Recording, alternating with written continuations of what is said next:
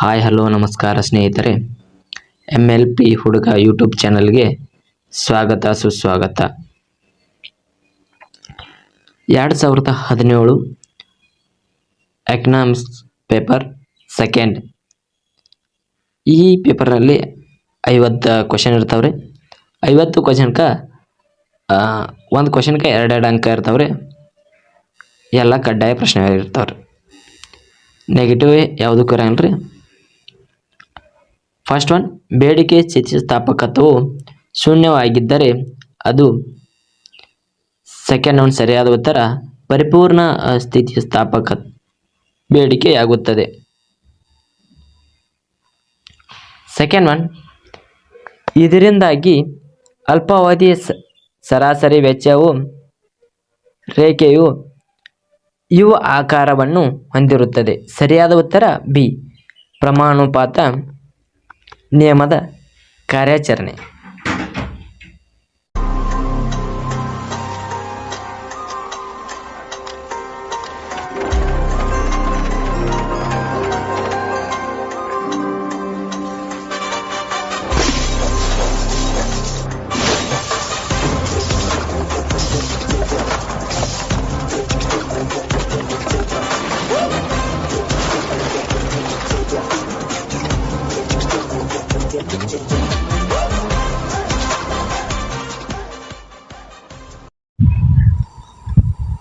ಪ್ರಶ್ನೆ ಸಂಖ್ಯೆ 3, ಕೇನ್ಸ್ ರವರ ಪ್ರಕಾರ ಗುಣಕದ ಮೌಲ್ಯ ಅರ್ಥವ್ಯವಸ್ಥೆಯಲ್ಲಿ ಎಲ್ಲಿ ಹೆಚ್ಚಾಗಿರುತ್ತದೆಂದರೆ. ಸರಿಯಾದ ಉತ್ತರ ಸಿ, ಎಲ್ಲಿ ಅನುಭೋಗದ ಸೀಮಾಂತ ಇಚ್ಛೆಯು MPC ಹೆಚ್ಚಾಗಿರುವುದು ಅಲ್ಲಿ. ಸರಿಯಾದ ಉತ್ತರ ಸಿ. ಪ್ರಶ್ನೆ ಸಂಖ್ಯೆ 4, ನಿರಪೇಕ್ಷ ಆದಾಯ ತತ್ವವನ್ನು ಪ್ರತಿಪಾದಿಸಿದವರು ಯಾರು? ನಿರಪೇಕ್ಷ ಆದಾಯವನ್ನು ಪ್ರತಿಪಾದಿಸಿದವರು. ಸರಿಯಾದ ಉತ್ತರ ಎ, JM ಕೇನ್ಸ್ ಎಂದು ತಿಳಿಯಬಹುದು ಸ್ನೇಹಿತರೆ. ತದನಂತರ ಮುಂದುವರೆದು 5ನೇ ಪ್ರಶ್ನೆ, ಉಳಿತಾಯ ಆದಾಯ ನಿಷ್ಪತ್ತಿಯು S ಆದರೆ ಮತ್ತು C ಯ ಋಣಾತ್ಮಕ ಬಂಡವಾಳ ಹುಟ್ಟುವಳಿ ನಿಷ್ಪತ್ತಿಯಾದರೆ ಆಗ ನೈಜ ಬೆಳವಣಿಗೆ ದರ G ಯು. ಸರಿಯಾದ ಉತ್ತರ ಸಿ, G = S/C ಎಂಬುದನ್ನು ನಾವು ತಿಳಿಯಬಹುದು ಸ್ನೇಹಿತರೆ. 6 public principle of public debt ಎಂಬ ಗ್ರಂಥದ ಲೇಖಕರು ಯಾರು? ಲೇಖಕರು ಸಿ, ಸರಿಯಾದ ಉತ್ತರ ಬುಚಾನನ್ ಅವರು ಲೇಖಕರಾಗಿದ್ದಾರೆ ನೋಡಿ ಸ್ನೇಹಿತರೆ. ತದನಂತರ ಪ್ರಶ್ನೆ ಸಂಖ್ಯೆ 7, ನಾಣ್ಯದ ಸವಕಳಿಯ J ರೇಖೆಯು ಪರಿಮಾಣವು ಏನನ್ನು ತಿಳಿಸುತ್ತದೆ ಎಂದರೆ. ಸರಿಯಾದ ಉತ್ತರ ಬಿ, ವ್ಯಾಪಾರದ ಕೊರತೆಯು ಮೊದಲಿಗೆ ಏರಿಕೆಯಾಗುತ್ತದೆ ನಂತರ ಇಳಿಕೆಯಾಗುತ್ತದೆ. ಸರಿಯಾದ ಉತ್ತರ ಬಿ, 7ನೇದಕ್ಕೆ ಸರಿಯಾದ ಉತ್ತರ ಬಿ. ತದನಂತರ ಮುಂದುವರೆದು ನೋಡಿದರೆ ಸ್ನೇಹಿತರೆ, ನಾವು ಪ್ರಶ್ನೆ ಸಂಖ್ಯೆ 8, ಈ ಕೆಳಗಿನವುಗಳಲ್ಲಿ ಆರ್ಥಿಕ ಅಭಿವೃದ್ಧಿಯ ಹೆಚ್ಚು ಸೂಕ್ತ ಸೂಚಕ ಯಾವುದು? ಸರಿಯಾದ ಉತ್ತರ ಸಿ, ದೀರ್ಘಾವಧಿಯಲ್ಲಿ ನೈಜ ತಲಾ GNP ಎಂದು ತಿಳಿಯಬಹುದು ಸ್ನೇಹಿತರೆ. ತದನಂತರ 9ನೇ ಪ್ರಶ್ನೆ, ಕರ್ಟೋಸಿಸ್ ಎಂಬುದು ಯಾವುದರ ಮಾಪನವೆಂದರೆ. ಸರಿಯಾದ ಉತ್ತರ ಸಿ, ಒಂದು ಹಂಚಿಕೆಯ ಶೃಂಗ ಎಂದು ತಿಳಿಯಬಹುದು ಸ್ನೇಹಿತರೆ. ತದನಂತರ 10ನೇ ಪ್ರಶ್ನೆ, ಮೀನ್ ಅಥವಾ ಮೋಡ್ಗೆ ಹೋಲಿಸಿದಾಗ ಅಂಕಗಣಿತೀಯ ಮೀನ್ ಎಂಬುದು ಹೆಚ್ಚು ಪ್ರಾತಿನಿಧಿಕ ಮಾಪನವಾಗಿದೆ. ಯಾಕೆಂದರೆ. ಸರಿಯಾದ ಉತ್ತರ ಬಿ, ಇದು ಸರಣಿಯಲ್ಲಿ ಎಲ್ಲ ಪರಿಶೀಲನೆಗಳನ್ನು ಆಧರಿಸಿದೆ. ತದನಂತರ ಮುಂದುವರೆದು 11ನೇ ಪ್ರಶ್ನೆ ನೋಡಿದಾಗ ಸ್ನೇಹಿತರೆ, Q = AL K ಬೀಟಾ ಎಂಬ ಕಾಪ್ ಡಗ್ಲಾಸ್ ಮತ್ತು ಡಗ್ಲಾಸ್ ಉತ್ಪಾದನಾ ಅನುಚಲನೆಯಲ್ಲಿ ಸರಿಯಾದ ಉತ್ತರ ಯಾವ್ಯಾಕಂದ್ರೆ ಎ, ಬಿ, ಸಿ, ಡಿ ಸರಿಯಾದ ಉತ್ತರ. ಏನು ಹಾಕತ್ರಿ, ಬಿನೂ ಆಗ ಸರಿಯಾದ ಉತ್ತರ. 3 ಹಾಕ ನೋಡ್ರಿ. ಎ, ರೋ ಮತ್ತು ಬೀಟಾ ಅನ್ನು ಶ್ರಮ ಮತ್ತು ಬಂಡವಾಳ ಸಂಬಂಧಿಸಿದಂತೆ ಹುಟ್ಟುವಳಿ ಸ್ಥಿತಿಸ್ಥಾಪಕತ್ವವನ್ನು ಸೂಚಿಸುತ್ತಾರೆ. ಬಿ, ಬೀಟಾಗಳನ್ನು ಮತ್ತು ಪ್ರತಿಫಲನಗಳನ್ನು ನಿಯಮಗಳನ್ನು ಸೂಚಿಸುತ್ತಾರೆ ತಿಳಿಯಬಹುದು. ಮತ್ತು ಇಲ್ಲಿ ರೋ ಮತ್ತು ಬೀಟಾಗಳನ್ನು ಅನುಕ್ರಮವಾಗಿ ಪರಿಪೂರ್ಣ ಪೈಪೋಟಿಯಲ್ಲಿ ಶ್ರಮ ಮತ್ತು ಬಂಡವಾಳಗಳನ್ನು ಸೂಚಿಸುತ್ತಾರೆ. ABC ಸರಿಯಾದ ಉತ್ತರ. 11ಕ್ಕೆ ಸರಿಯಾದ ಉತ್ತರ ಡಿ.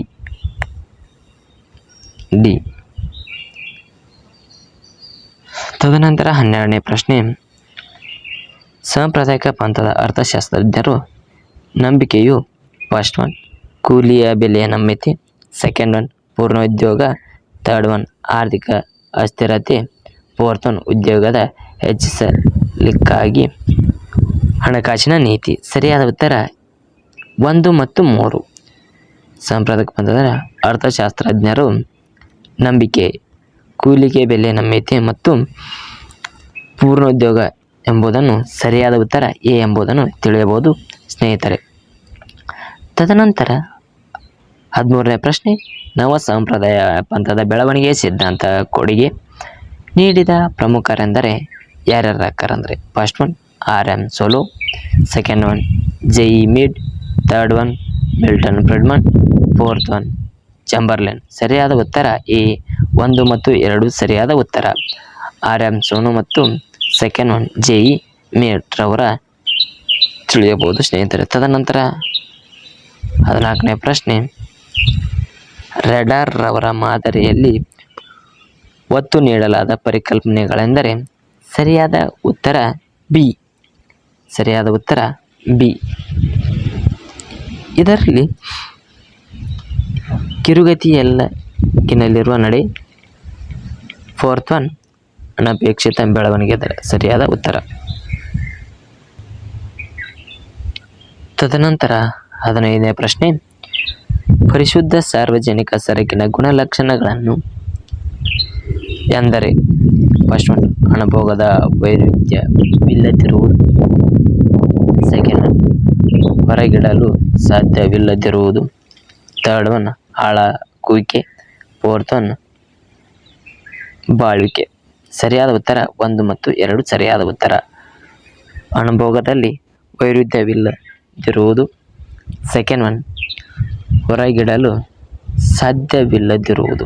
ಸರಿಯಾದ ಉತ್ತರ ಬಿ ಎಂಬುದನ್ನು ನಾವು ಇಲ್ಲಿ ಖಚಿತಪಡಿಸಿಕೊಳ್ಳಬಹುದು ಸ್ನೇಹಿತರೆ. ತದನಂತರ 16ನೇ ಪ್ರಶ್ನೆಯ ಮುಂದುವರೆದು ನಾವು ತಿಳಿದುಕೊಂಡಾಗ ಉತ್ಪಾದನಾಂಗ ಸಂಪನ್ನತೆಯ ಸಿದ್ಧಾಂತದ ಊಹೆಗಳೆಂದರೆ ಫಸ್ಟ್ ಒನ್ ದೇಶಗಳ ಏಕರೂಪ ಗುಣಮಟ್ಟ ಹುಟ್ಟುವಳಿಗಳನ್ನು ಬಳಸುತ್ತವೆ, ಸೆಕೆಂಡ್ ಒನ್ ದೇಶಗಳು ಒಂದೇ ರೂಪ ತಂತ್ರಜ್ಞಾನವನ್ನು ಬಳಸುತ್ತವೆ, ಥರ್ಡ್ ಒನ್ ದೇಶಗಳ ಅಭಿವೃದ್ಧಿ ಮತ್ತು ಒಲವುಗಳನ್ನು ವಿಭಿನ್ನವಾಗಿವೆ, ಫೋರ್ತ್ ಒನ್ ವ್ಯಾಪಾರಕ್ಕೊಳಪಡುವ ದೇಶಗಳಲ್ಲಿ ರಾಜಕೀಯ ಸ್ಥಿರತೆ. ಸರಿಯಾದ ಉತ್ತರ ಸಿ 1 ಮತ್ತು 2 ಮಾತ್ರ ಸರಿಯಾಗಿದೆ ಎಂಬುದನ್ನು ಇಲ್ಲಿ ನಾವು ನೋಡಬಹುದು. ಒಂದನೇದು ಯಾವುದಂದ್ರೆ ದೇಶದ ಏಕರೂಪ ಗುಣಮಟ್ಟ ಹಿಂಡುವಳಿಗಳನ್ನು ಬಳಸುತ್ತದೆ. ತದನಂತರ ಸೆಕೆಂಡ್ ಯಾವುದಂದ್ರೆ ದೇಶದ ಒಂದೇ ರೂಪದ ಟೆಕ್ನಾಲಜಿಗಳನ್ನು ಬಳಸುತ್ತದೆ. ಇಲ್ಲಿ ಜಾಸ್ತಿ ಟೆಕ್ನಾಲಜಿ ಬಳಸ್ತಾರಂತ ಇಲ್ಲಿ ಹೇಳ್ಬೋದು ರೀ. ತದನಂತರ 17ನೇ ಪ್ರಶ್ನೆ, ಹಣಕಾಸು ನೀತಿ ಪರಿಮಾಣಾತ್ಮಕ ಕ್ರಮಗಳ್ಯಾವು?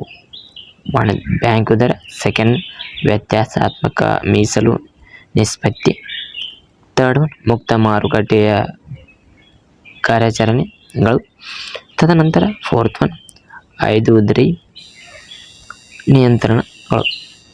ಸರಿಯಾದ ಉತ್ತರ 1, 2, 3.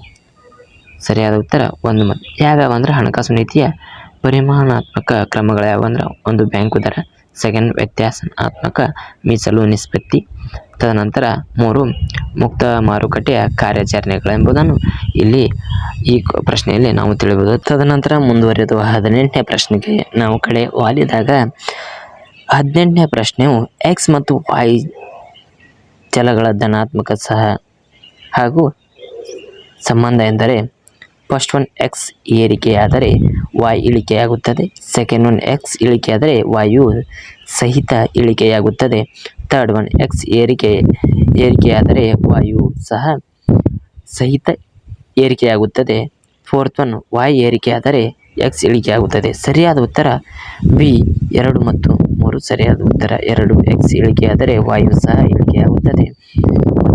ಥರ್ಡ್ ಒನ್ x ಏರಿಕೆಯಾದರೆ u ಸಹಿತ ಏರಿಕೆಯಾಗುತ್ತದೆ ಎಂಬುದನ್ನು ತಿಳಿಯಬಹುದು. ತದನಂತರ 19ನೇ ಪ್ರಶ್ನೆ ನೋಡಿದಾಗ ಹಣದ ಪೂರೈಕೆಯ ಹೆಚ್ಚಳದಿಂದಾಗಿ LM ರೇಖೆಯು ಬಲಕ್ಕೆ ಪಲ್ಲಟವಾದಾಗ ಅರ್ಥವ್ಯವಸ್ಥೆಯಲ್ಲಿ ನಿರೀಕ್ಷಿಸಬಹುದಾದ ಬದಲಾವಣೆಗಳೆಂದರೆ 1. ಆದಾಯ ಹೆಚ್ಚುತ್ತದೆ ಮತ್ತು ಬಡ್ಡಿದರ ಇಳಿಕೆಯಾಗುತ್ತದೆ. ತದನಂತರ ಆದಾಯವು ಇಳಿಕೆಯಾಗುತ್ತದೆ ಮತ್ತು ಬಡ್ಡಿದರ ಇಳಿಕೆಯಾಗುತ್ತದೆ. ತದನಂತರ 3. ಅನುಭೋಗವು ಏರುತ್ತದೆ ಮತ್ತು ಹೂಟೆಯು ಏರುತ್ತದೆ. ತದನಂತರ 4. ಅನುಭೋಗವು ಇಳಿಕೆಯಾಗುತ್ತದೆ ಮತ್ತು ಹೂಟೆಯು ಏರುತ್ತದೆ. ಸರಿಯಾದ ಉತ್ತರ 1 ಮತ್ತು 3. ಆದಾಯವು ಹೆಚ್ಚುತ್ತದೆ ಮತ್ತು ಬಡ್ಡಿದರ ಇಳಿಕೆಯಾಗುತ್ತದೆ. ಸರಿಯಾದ ಉತ್ತರ 3. ಸರಿಯಾದ ಉತ್ತರ ಅನುಭೋಗವು ಏರುತ್ತದೆ ಮತ್ತು ಹೂಟೆಯನ್ನು ಏರುತ್ತದೆ. ಇಲ್ಲಿ ಆದಾಯ ಹೆಚ್ಚಾದಂತೆ ಬಡ್ಡಿದರ ಇಳಿಕೆಯಾಗುತ್ತದೆ. ತದನಂತರ 3ನೇ ಅನುಭೋಗವು ಹೆಂಗೆ ಏರ್ತದೆ ಹಂಗ್ರಿ ಹೂಟೆಯ ನಿಯಮವನ್ನು ಏರಿಕೆಯಾಗುತ್ತದೆ ಎಂಬುದನ್ನು ಈ ನಿಯಮದಲ್ಲಿ ಅವರು ತಿಳಿಸಿದ್ದಾರೆ. ತದನಂತರ ಮುಂದಿನ ಪ್ರಶ್ನೆ 20. ಪಾವತಿ ಸಿಲ್ಕಿನ ಚಾಲ್ತಿ ಖಾತೆಯು ಒಳಗೊಂಡಿರುವ ಅಂಶಗಳ್ಯಾವು? ಚಾಲ್ತಿ ಖಾತೆಯ ಪಾವತಿಗಳನ್ನು ಒಳಗೊಂಡಿರುವ ಅಂಶಗಳ್ಯಾವು ಅಂತ 1ನೇದು ರಫ್ತಿನ ಹಣದ ಮೌಲ್ಯ ಮತ್ತು ಸರಕುಗಳ ಆಮದು ಎಂಬುದನ್ನು ತಿಳಿಸಿದ್ದಾರೆ. ತದನಂತರ ರಫ್ತಿನ ಹಣದ ಮೌಲ್ಯ ಮತ್ತು ಸೇವೆಯ ಆಮದುಗಳನ್ನು ತಿಳಿಸಿದ್ದಾರೆ. ತದನಂತರ ಹೂಟೆಯ ಆದಾಯ ತಿಳಿಸಿದ್ದಾರೆ. ತದನಂತರ ನೇರದ ಹೂಟೆ. ಸರಿಯಾದ ಉತ್ತರ ಯಾವುದಂದ್ರೆ friends first one, second one ಮತ್ತು ಥರ್ಡ್ ಒನ್ ಅಂದ್ರೆ ಸರಿಯಾದ ಉತ್ತರ ಬಿ ಆಪ್ಷನ್ಸ್ 1 ಮತ್ತು 2 ಮತ್ತು 3 ಸರಿಯಾಗಿದೆ ಎಂಬುದನ್ನು ಹೇಳಿದ್ದಾರೆ. ಅಂದರೆ ಯಾವ ಸರಿ ಅಂದರೆ ರಫ್ತಿನ ಹಣದ ಮೌಲ್ಯ ಮತ್ತು ಸರಕುಗಳ ಆಮದುಗಳು ಸರಿ. ಸೆಕೆಂಡ್ ಒನ್ ರಫ್ತಿನ ಹಣದ ಮೌಲ್ಯ ಮತ್ತು ಸೇವಾ ಆಮದುಗಳನ್ನು ಸರಿಯಾದ ಉತ್ತರ. ತದನಂತರ ಹೂಟೆ ಆದಾಯ ಸರಿಯಾದ ಉತ್ತರ. ತದನಂತರ 21ನೇ ಪ್ರಶ್ನೆ ನೋಡಿದಾಗ ಪ್ರತಿಪಾದನೆ ಏಕಸ್ವಾಮ್ಯತೆಯು ಪೈಪೋಟಿಯ ಏಕಸ್ವಾಮ್ಯತೆಗಳೆರಡರಲ್ಲಿ ಏರಕವಾಗಿದೆ. ಸೆಕೆಂಡ್ ಒನ್ ಆರ್ ಏಕಸ್ವಾಮ್ಯತೆ ಪೈಪೋಟಿಯಲ್ಲಿ ಅಧಿಕ ಸಂಖ್ಯೆಯಲ್ಲಿ ಕೊಳ್ಳುವವರು ಮತ್ತು ಮಾರುವವರು ಇರುತ್ತಾರೆ ಹಾಗೂ ಮಾರಾಟಗಾರರು ಪ್ರಭೇದಿತ ಸರಕುಗಳನ್ನು ಮಾರುತ್ತಾರೆ. ಸರಿಯಾದ ಉತ್ತರ ಎ ಮತ್ತು ಆರ್ ಎರಡೂ ಸರಿ. ಆರ್ ಮತ್ತು ಎಯು ಸರಿಯಾದ ವಿವರಣೆ ಅಲ್ಲ. ಆರ್ ಮತ್ತು ಇವು ಪ್ರತಿಪಾದನೆ ಎ ಮತ್ತು ವಿವೇಚನೆ ಆರ್ ಎರಡು ಸರಿಯಾಗಿವೆ, ಆದರೆ ಈ ಪ್ರಶ್ನೆಗೆ ಸರಿಯಾದ ವಿವರಣೆಯಲ್ಲ ಎಂಬುದನ್ನು ತಿಳಿಸಿದ್ದಾರೆ ಸ್ನೇಹಿತರೆ. ಸರಿಯಾದ ಉತ್ತರ ಎ. ಇಲ್ಲಿ ಇಂಗ್ಲಿಷ್ ವರ್ಷನ್ ಓದಿ ನೀವು ನೋಡ್ಕೋಬಹುದು ಸ್ನೇಹಿತರೆ. 22ನೇ ಪ್ರಶ್ನೆ ಪ್ರತಿಪಾದನೆ ಎ ಶ್ರೀಮತಿ ಜೋನ್ ರಾಬಿನ್ಸನ್ ರವರ ಪ್ರಕಾರ ಯಾವ ಸೀಮಾಂತ ಉತ್ಪನ್ನದ ಮೌಲ್ಯಕ್ಕಿಂತ ಕಡಿಮೆ ಬೆಲೆಯನ್ನು ಉತ್ಪಾದನಾಂಗವು ಪಡೆಯುತ್ತದೆಯೋ ಆಗ ಅದು ಸರಿಯಾಗಿ ಬಳಕೆಯಾಗಿದೆ ಎಂದರ್ಥ. ವಿವೇಚನೆ ಆರ್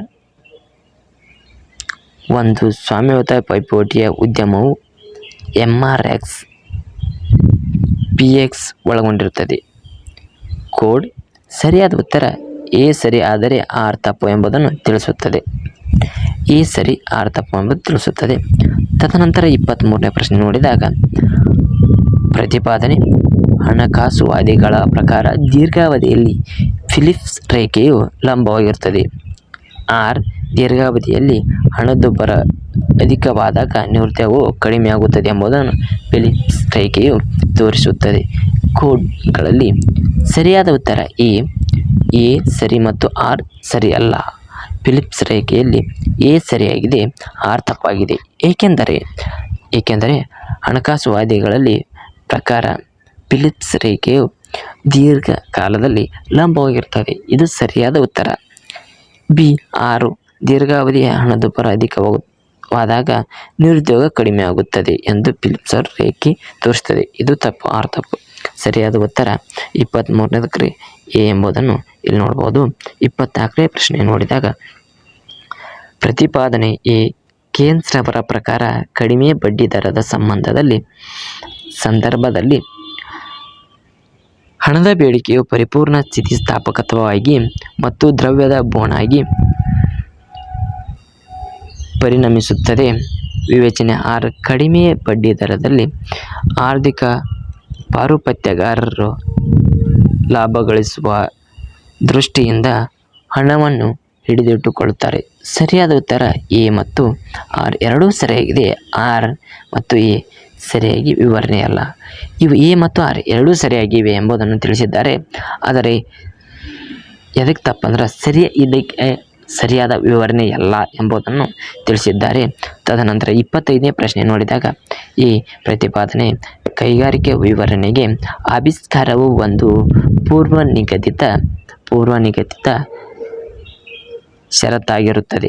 ವಿವೇಚನೆ 6. ಆವಿಷ್ಕಾರವು ಹೆಚ್ಚು ಶ್ರಮ ಸಾಂದ್ರಿತವಾಗಿರುತ್ತದೆ. ಇಲ್ಲಿ ಕೋಡ್ ಸರಿಯಾದ ಉತ್ತರ ಎ ಸರಿ ಮತ್ತು ಆರ್ ಸರಿಯಲ್ಲ. ಎ ಸರಿಯಾಗಿದೆ, ಆರ್ ತಪ್ಪಾಗಿದೆ ಎಂಬುದನ್ನು ತಿಳಿಸಿದ್ದಾರೆ. ಕೈಗಾರಿಕೆಯು ವಿಸ್ತರಣೆ ಆವಿಷ್ಕಾರ ಒಂದು ಪೂರ್ವ ನಿಗದಿತ ಷರತ್ತಾಗಿರುತ್ತದೆ. ಇದು ಸರಿಯಾಗಿದೆ.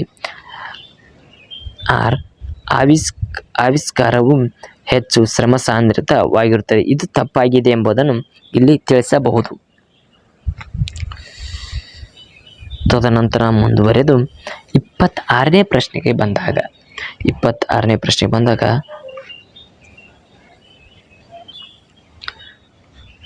26ನೆಯ ಪ್ರಶ್ನೆ ಹಿಕ್ಸ್ ರವರ ಹೇಳಿಕೆ ಪ್ರತ್ಯಕ್ಷ ತೆರಿಗೆಗಳು ಅಪ್ರತ್ಯಕ್ಷ ತೆರಿಗೆಗಳಿಗಿಂತ ಉತ್ಕೃಷ್ಟ.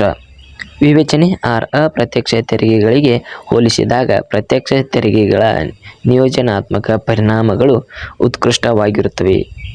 ಸರಿಯಾದ ಉತ್ತರ ಸಿ. ಎ ಮತ್ತು ಆರ್ ಎರಡೂ ಸರಿಯಾಗಿವೆ. ಆದರೆ ಆರ್ ಎ ಸರಿಯಾದ ವಿವರಣೆಯಲ್ಲ ಎಂಬುದನ್ನು ತಿಳಿಸಿದ್ದಾರೆ.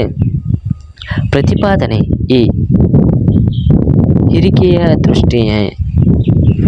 ದೃಷ್ಟಿಕೋನದ ಪ್ರಕಾರ ಒಂದು ದೇಶದ ವ್ಯಾಪಾರದ ಶುಲ್ಕಗಳನ್ನು ಸುಧಾರಿಸಲು ಅದು ತನ್ನ ಒಟ್ಟು ಹುಟ್ಟುವಳಿ Y ಹೆಚ್ಚಿಸಬೇಕು, ತನ್ನ ಹಿರಿಕೆ ಎ ತಗ್ಗಿಸಬೇಕು ಅಥವಾ ಇವೆರಡೂ ಒಂದು ಸಂಯೋಜನೆಯನ್ನು ಮಾಡಬೇಕು. ವಿವೇಚನೆ 6.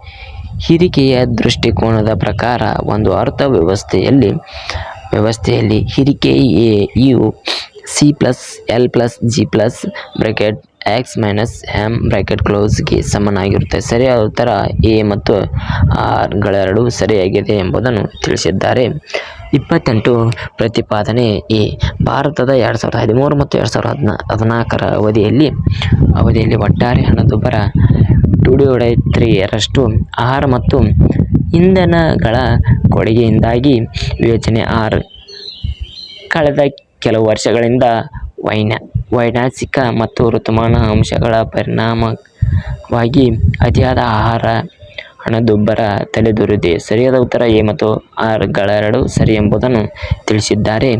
ತದನಂತರ 29ನೆಯ ಪ್ರಶ್ನೆ ನೋಡಿದಾಗ ಪ್ರತಿಪಾದನೆ ಎ ತೆಂಡೂಲ್ಕರ್ ಸಮಿತಿಯು ಅಭಿಪ್ರಾಯದಂತೆ ಭಾರತದ ಗ್ರಾಮೀಣದ ಬಡತನದ ತಲೆ ಲೆಕ್ಕಾಚಾರವು ನಿಮ್ನವಾಗಿ ಅಂದಾಜಿಸವಾಗಿದೆ.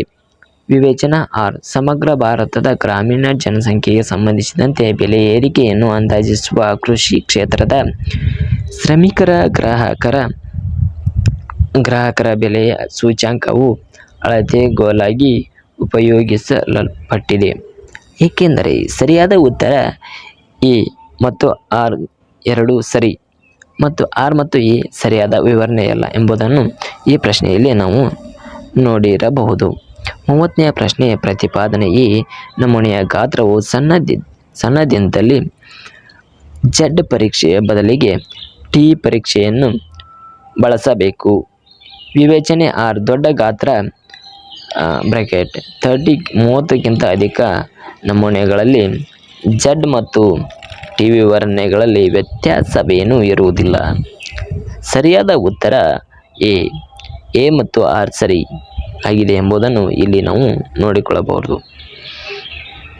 ತದನಂತರ ಮುಂದುವರೆದು 31ನೇ ಪ್ರಶ್ನೆ ನಾವು ನೋಡಿದಾಗ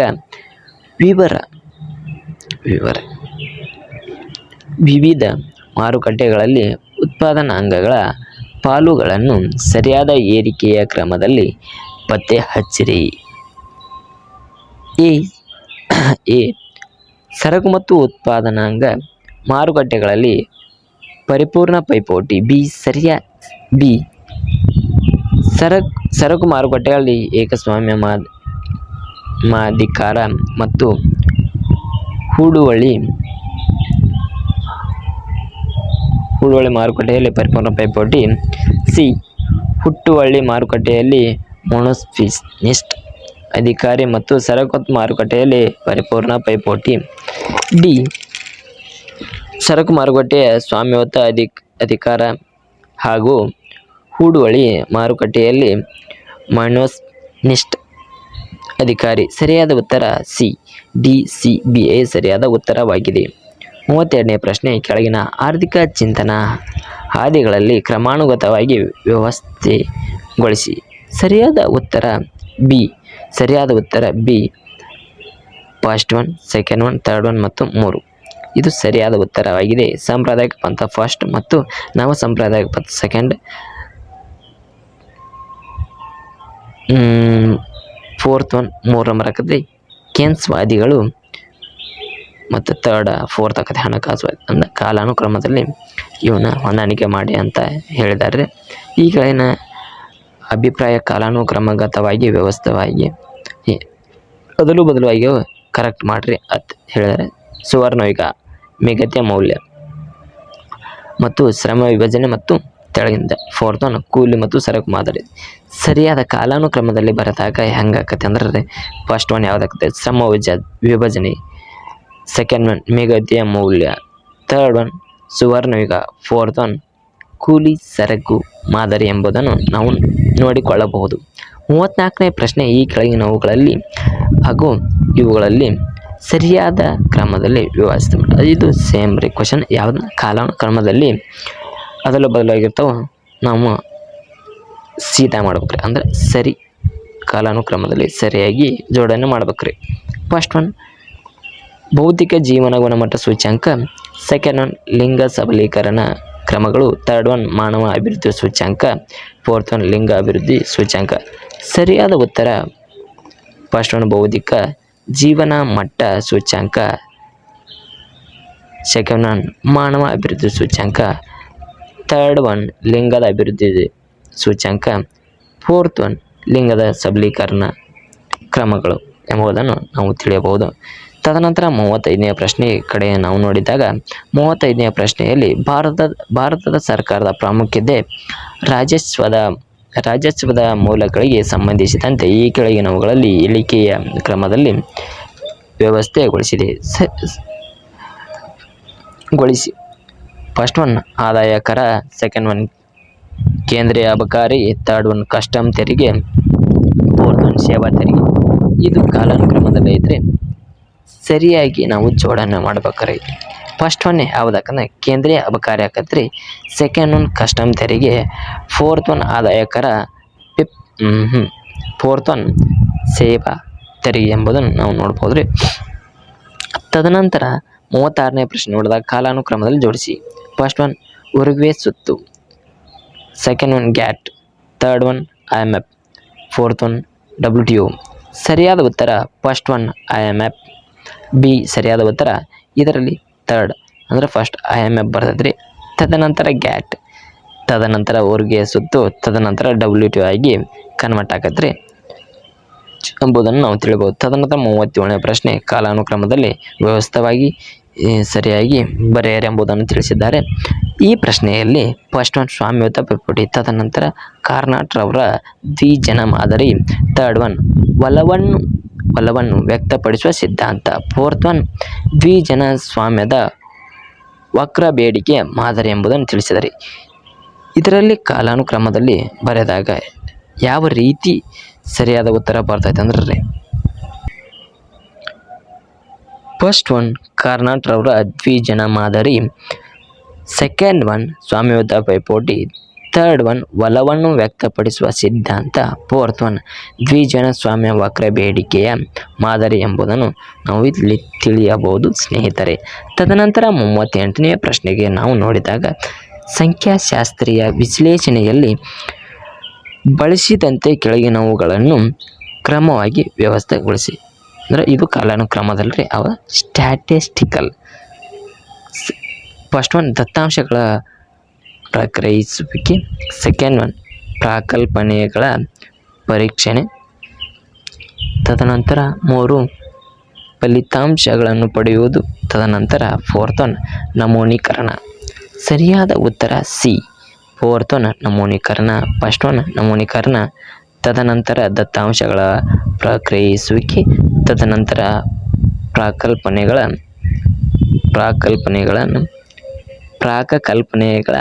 ಪರೀಕ್ಷಣೆ ಎಂಬುದನ್ನು ತಿಳಿಯಬಹುದು. ತದನಂತರ ಫಲಿತಾಂಶಗಳನ್ನು ಪಡೆಯುವುದು. 39ನೇ ಪ್ರಶ್ನೆ, ಭಾರತದ ಬಡತನಕ್ಕೆ ಸಂಬಂಧಿಸಿದಂತಿರುವ ಈ ಕೆಳಗಿನ ಅಧ್ಯಯನಗಳನ್ನು ಕಾಲಾನುಕ್ರಮದಂತೆ ವ್ಯವಸ್ಥೆಗೊಳಿಸಿರಿ. ಎ ತೆಂಡೂಲ್ಕರ್ ಸಮಿತಿ, ರಂಗರಾಜನ್ ಸಮಿತಿ, ದಂಡೇಕರ್ ಮತ್ತು ರತ್ನ, ತದನಂತರ ಡಿ BS ಮಿನ್ಹಾಸ್. ಸರಿಯಾದ ಉತ್ತರ 39 ಸರಿಯಾದ ಉತ್ತರ ಫಸ್ಟ್ ಒನ್ ಯಾವ್ದು ಬರ್ತದೆ ಅಂದರೆ ಬಿ ಸರಿಯಾದ ಉತ್ತರ. ಅದರಲ್ಲಿ ಡಿ ಫಸ್ಟ್ ಒನ್ DS ಮಿನ್ಹಾಸ್ ಇವರ ಫಸ್ಟ್ ರೀ. ತದನಂತರ ಇವರ ಸಮಿತಿ ಆದಮೇಲೆ ಸಿ ದಂಡೇಲ್ಕರ್ ಮತ್ತು ರತ್ ಇವರ ಸಮಿತಿ ಬರ್ತದ್ರಿ. ಅದನಂತರ ತೆಂಡೂಲ್ಕರ್ ಸಮಿತಿಯನ್ನು ರಂಗರಾಜನ್ ಸಮಿತಿಯನ್ನು ನಿರ್ವಹಣೆ ಮಾಡ್ತಾರೆ. ತದನಂತರ 40ನೇ ಪ್ರಶ್ನೆ ನಾವು ನೋಡಿದಾಗ ಭಾರತದ ಮೌಲ್ಯವರ್ಧಿತ ತೆರಿಗೆಯನ್ನು ಜಾರಿಗೊಳಿಸಿದ ಸರಿಯಾದ ಕಾಲಾನುಕ್ರಮದಲ್ಲಿ ವ್ಯಕ್ತಪಡಿಸಿ ಪತ್ತೆ ಹಚ್ಚಿರಿ ಮತ್ತು ಬರೀರಿ ಅಂತ ಹೇಳಿರ್ತಾರೆ.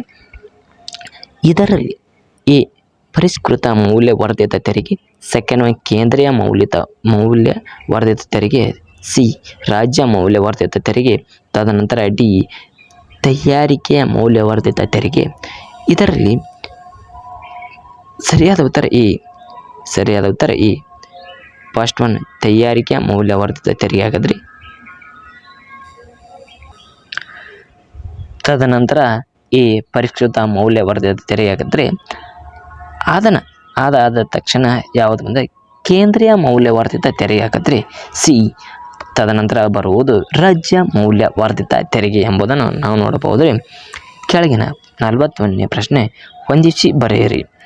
ಇದರಲ್ಲಿ ಆಡಮ್ ಸ್ಮಿತ್ ರವರ ಸರಿಯಾದ ಉತ್ತರ ಸಂಪತ್ತಿನ ಬೆಳವಣಿಗೆ. ಬಿ ಬೆಥಾಮ್ ಸರಿಯಾದ ಉತ್ತರ ಗರಿಷ್ಠ ಸಂಖ್ಯೆಯ ಗರಿಷ್ಠ ಕಲ್ಯಾಣ ಎಂಬುದನ್ನು ನಾವು ನೋಡ್ಬೋದು. ಪೆರೆಟೋ ಅವರು ಏನು ಹೇಳ್ತಾರೆ ಅಂದರೆ ಆಪ್ಟಿಮೆಲಿಟ್ ಎಂಬುದನ್ನು ತಿಳಿಸ್ತಾರೆ ರೀ. ತದನಂತರ ಕಾಲ್ಡರ್ ಮತ್ತು ಹಿಗ್ಸರ್ ಅವರು ಏನು ತಿಳಿಸ್ತಾರೆ, ಪರಿಹಾರ ತತ್ವ ಎಂಬುದನ್ನು ಕಾಲ್ಡರ್ ಮತ್ತು ಹಿಗ್ಸರ್ ಅವರ ತಿಳಿಸ್ತಾರೆ. ಇದಕ್ಕೆ ಸರಿಯಾದ ಉತ್ತರ 41ನೇದಕ್ಕೆ ಎ ಎಂಬುದನ್ನು ನಾವು ತಿಳಿಯಬಹುದು ರೀ. ತದನಂತರ 42ನೇ ಪ್ರಶ್ನೆಗೆ ಬಂದಾಗ ರೀ ಇಲ್ಲಿ ಹೊಂದಿಸಿ ಬರೆಯರಿ ಇರ್ತದ್ರಿ.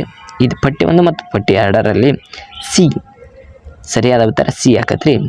ಎ ಮಿಲ್ಟನ್ ಫ್ರಿಡ್ಮನ್ ಅವರು ಯಾವುದಾಕಂದ್ರೆ ಹಣಕಾಸಿನ ಅರ್ಥಶಾಸ್ತ್ರ. ಮಿಲ್ಟನ್ ಫ್ರಿಡ್ಮನ್ ಅವರ ಹಣಕಾಸಿನ ಅರ್ಥಶಾಸ್ತ್ರ ಎಂಬುದನ್ನು ತಿಳಿಯಬಹುದು. ಜಿ ಆರ್ ಹಿಕ್ಸ್ ರವರೇ ಮೂರನೇದು ಕೂಲಿ ಮತ್ತು ಚೌಕಾಶಿಯ ಮಾದರಿಯ ಅರ್ಥಶಾಸ್ತ್ರಜ್ಞ ಎಂಬುದನ್ನು ನಾವು ಇಲ್ಲಿ ನೋಡ್ಬೋದು ರೀ. ತದನಂತರ ಸ್ಟಾಫ್ ಆದರೆ ಇವರು ಏನು ಹೇಳಿದ್ದಾರೆ ಅಂದ್ರೆ ಮೂಲ ಸರಕುಗಳು ಎಂಬುದನ್ನು ತಿಳಿಸಬಹುದು ರೀ. ಡಿ ಡ್ಯೂಸನ್ಬರಿ ಏನು ಹೇಳ್ತಾರೆ ಅಂದರೆ ಡಿ ಸಾಪೇಕ್ಷ ಆದಾಯ ಪ್ರಮೇಯ ಎಂಬುದನ್ನು ಇವರು ತಿಳಿಸ್ತಾರೆ ರೀ. 43ನೇದು ರೀ ಹೊಂದಿಸಿ ಬರೆಯಿರಿ. ಪಟ್ಟಿ 1 ಮತ್ತು ಪಟ್ಟಿ 2ರಲ್ಲಿ ಕೊಟ್ಟಿರುವ ಹಾಗೆ ಛಾಯಾಬೆಲೆಗಳು ಜೇಟಿಯನ್ ಬರ್ಗ್ಜನ್ ರವರ ತಿಳಿಸ್ತಾರೆ ರೀ. ಮತ್ತು ಉರುಳಿಕೆಯ ಯೋಜನೆ ಯಾರು ಗುನ್ನಾರ್ ಮಿಲ್ಡಾರ್ ತಿಳಿಸ್ತಾರೆ ರೀ. ಎಕ್ಸ್ ದಕ್ಷತೆಯನ್ನು ಲೆಬಿನ್ಸ್ಟನ್ ತಿಳಿಸ್ತಾರೆ ರೀ. ಡಿ ಸೂಚಕಾತ್ಮಕ ಯೋಜನೆ ಯಾರು ತಿಳಿಸ್ತಾರೆ, ಡಿ ಗುಲೆ ಎಂಬುದನ್ನು ತಿಳಿಸ್ತಾರೆ. ಸರಿಯಾದ ಉತ್ತರ 43ಕ್ಕೆ 2 ಬಿ ಸರಿಯಾದ ಉತ್ತರ ಎಂಬುದನ್ನು ಇಲ್ಲಿ ನಾವು ನೋಡ್ಬೋದು ರೀ. 44ನೇ ಪ್ರಶ್ನೆ ನೋಡಿದಾಗ್ರಿ ಕೆಳಗಿನವುಗಳನ್ನು ಹೊಂದಿಸಿ ಬರೆಯಿರಿ. ವಿತ್ತೀಯ ಕೊರತೆ ಸರಿಯಾದ ಉತ್ತರ 4. ಆಯವ್ಯಯ ಕೊರತೆ ಪ್ಲಸ್ ಸರ್ಕಾರದ ಮಾರುಕಟ್ಟೆಯ ಎರವಲುಗಳನ್ನು ಮತ್ತು ಬಾಧ್ಯತೆಗಳು ತಿಳಿಬಹುದ್ರಿ. ತದನಂತರ ರಾಜಸ್ವ ಕೊರತೆ, ಇದರಲ್ಲಿ ರಾಜಸ್ವ ಆದಾಯಗಳಿಗಿಂತ ಹೆಚ್ಚಾದ ರಾಜಸ್ವ ಖರ್ಚುಗಳನ್ನು ತಿಳಿಯಬಹುದ್ರಿ. ತದನಂತರ ಆಯವ್ಯಯ ಕೊರತೆ ಒಟ್ಟು ಆದಾಯಗಳಿಗಿಂತ ಹೆಚ್ಚಾದ ಖರ್ಚು ಎಂಬುದು ತಿಳಿಬಹುದ್ರಿ. ಡಿ ಪ್ರಾಥಮಿಕ ಕೊರತೆ ಒಟ್ಟು ಆದಾಯ ಗಳಿಸಿದ ಹೆಚ್ಚಾದ ಖರ್ಚು ಮತ್ತು ಎರವಲುಗಳು ಮತ್ತು ಬಡ್ಡಿ ಪಾವತಿಗಳು ಎಂಬುದನ್ನು ಈ ಪ್ರಶ್ನೆಯಲ್ಲಿ ನಾವು ನೋಡಬಹುದ್ರಿ. ಸರಿಯಾದ ಉತ್ತರ ಎ ಎಂಬುದನ್ನು ತಿಳಿಯಬಹುದ್ರಿ. 45ನೇ ಪ್ರಶ್ನೆ, ಭಾರತದ 2013 ಮತ್ತು 2014ನೇ ಸಾಲಿನಲ್ಲಿ GDP ಶೇಕಡಾವಾರಿನಂತೆ ಈ ಕೆಳಗಿನ ಕೊರತೆಗಳನ್ನು ಇಳಿಕೆಯ ಕ್ರಮದಲ್ಲಿ ಗುರುತಿಸಿ. ಎ ವಿಪತ್ತಿನ ಕೊರತೆ, ಬಿ ರಾಜಸ್ವ ಕೊರತೆ, ಸಿ ಪ್ರಾಥಮಿಕ ಕೊರತೆ. ಸರಿಯಾದ ಉತ್ತರ ಸಿ ಎ ವಿಪತ್ತಿನ ಕೊರತೆ, ಬಿ ಪ್ರಾಥಮಿಕ ಕೊರತೆ, ಬಿ ರಾಜಸ್ವ ಕೊರತೆ, ಸಿ ಪ್ರಾಥಮಿಕ ಕೊರತೆ ಎಂಬುದನ್ನು ನಾವು ಇಲ್ಲಿ ತಿಳಿಬಹುದು.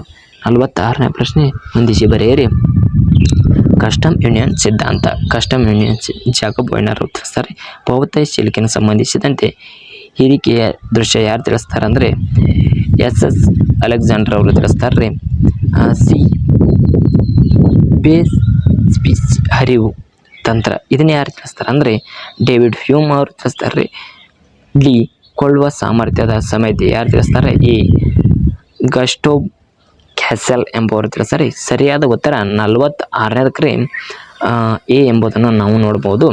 47ನೇ ಪ್ರಶ್ನೆ ನೋಡಿದಾಗ ಹೊಂದಿಸಿ ಬರೆಯಿರಿ. ಆದರೆ ಬ್ರೆಟನ್ ವುಡ್ ವ್ಯವಸ್ಥೆಯಲ್ಲಿ ಸರಿಯಾದ ಉತ್ತರ 2 ಪಾವತಿಶೀಲಿಕೆನ ಬಂಡವಾಳ ಆಗುವುದಿಲ್ಲರಿ. ಇದಕ್ಕೆ ಬ್ರೆಟನ್ ವುಡ್ಗೆ ಸರಿಯಾದ ವ್ಯವಸ್ಥೆ 3 ಮುಖ್ಯ ನ್ಯಾಯ ಮಾನಕ. ಸರಿಯಾದ ಉತ್ತರ ಬಿ ಸ್ವಾಭಾವಿಕ ವ್ಯಕ್ತಿಗಳ ಚಲನೆ. ಸರಿಯಾದ ಉತ್ತರ ಸೇವಾ ವ್ಯಾಪಾರ ವಿದೇಶಿ ಸಂಸ್ಕೃತಿ ಹೂಟೆಯಲ್ಲಿ 2 ಪಾವತಿಶೀಲಿಕೆನ ಬಂಡವಾಳ ಲೆಕ್ಕ, ವ್ಯಾಪಾರದ ಸೃಷ್ಟಿ ಮತ್ತು ವ್ಯಾಪಾರದ ಮಾರ್ಗದ ಬದಲಾವಣೆ, ವ್ಯಾಪಾರದ ಒಕ್ಕೂಟ ಎಂಬುದನ್ನು ನಾವು ತಿಳಿಯಬಹುದು. ಸರಿಯಾದ ಉತ್ತರ 47ನೇದಕ್ಕೆ ಎ. 48ನೇ ಹೊಂದಿಸಿ ಬರೆಯಿರಿ. ಪಟ್ಟಿ 1 ಪಟ್ಟಿ 2ರಲ್ಲಿ ಸರಿಯಾದ ಉತ್ತರ ಎ MSP. ಅದರಲ್ಲಿ ಯಾವ್ದು ಕೃಷಿ ಬರ್ತೈತ್ರಿ.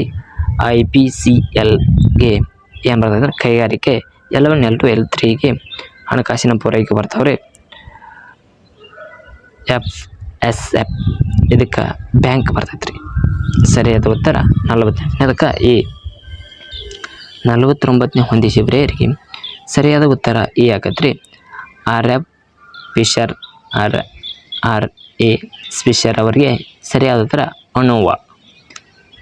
ಕಾಲ್ಸ್ PS ಇವ್ರಿಗೆ ಯಾವ್ದು ಬರ್ತಂದ್ರೆ ಕೈ ಸ್ಟ್ರೇವ್ರವರ ಪರೀಕ್ಷೆ ಬರ್ತೈತ್ರಿ. ಮತ್ತು ಕ್ಲಿಯನ್ ಗೋಷ್ಠಿ ಇವ್ರಿಗೆ ಯಾವ್ದು ಬರ್ತದೆ ಅಂದರೆ ಡಿ ಪರೀಕ್ಷೆ ಬರ್ತೈತ್ರಿ. ಸ್ಪಿಯರ್ಮನ್ ಇವರಿಗೆ ರ್ಯಾಕ್ ಕ್ವಶನ್ಲೇಷನ್ ಬರ್ತೈತ್ರಿ. ಸರಿಯಾದ ಉತ್ತರ 49ನೇ ಪ್ರಶ್ನೆಗೆ ಎ ಎಂಬುದನ್ನು ನಾವು ಇಲ್ಲಿ ನೋಡ್ಬೋದು.